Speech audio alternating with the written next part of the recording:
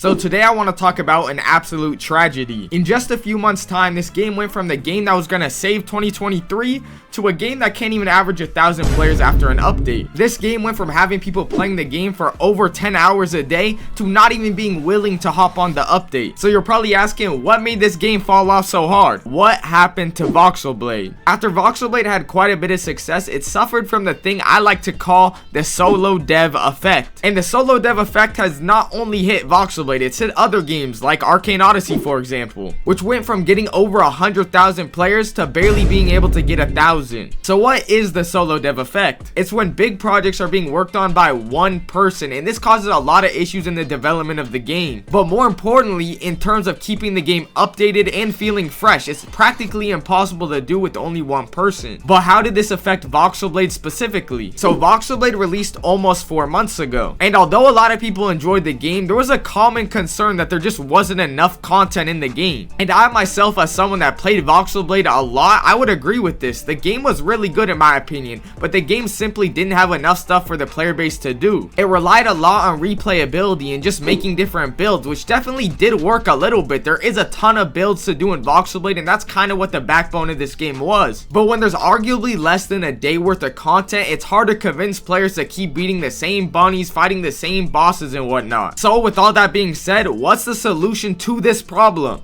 It's very simple, just to update the game consistently and add a lot of content. And this is where it gets difficult. Hear me out. There's one developer. He has to do everything. So I want you guys to guess, between the 3 and almost 4 months between the release of the game and the update, what do you think he added? And I'll be straight up, not much. The content update that took over 3 months added 2 new enemies and 1 new boss. And 2 of those new enemies are practically reskinned. And the 1 boss, I'm not even sure what it does, because I'm gonna keep it real. I'm not doing all that for a game that's not adding any content. And just so y'all can understand how little the content actually was in this update, let me show y'all. Here's the image of the bunny, and here's the image of the bat. Now, does that seem like 3+ months worth of content to you? Now, to be fair to Voxelblade, like I said, there also is a boss, and there's a shrine system, which really doesn't do much. And there's also balance changes, which look like they took 10 times longer than the actual content update. Because if you look at the balance changes, I couldn't even get them in one screenshot. I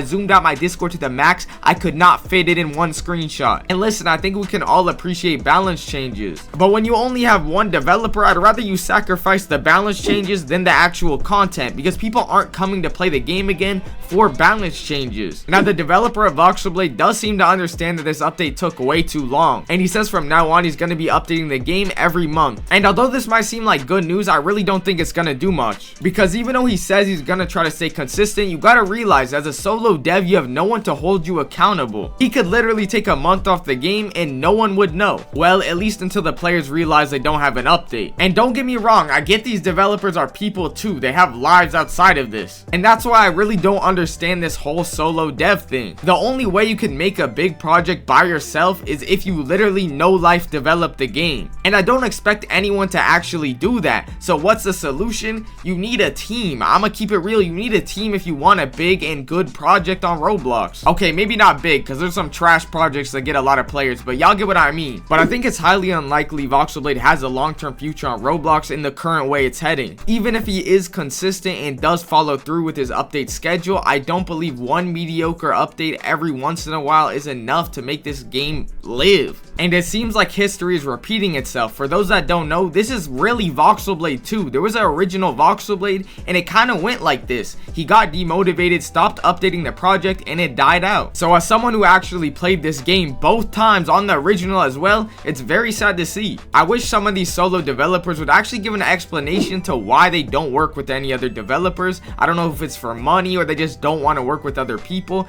Either way, I think it is costing them, at least in this case. But if y'all enjoy my content, I would appreciate if y'all like and subscribe, because it helps the algorithm a lot, and tell me what y'all think about the video and everything. But I appreciate it. Thank y'all. Love y'all. I'll see y'all in the next video. Later. They didn't believe in us. God did.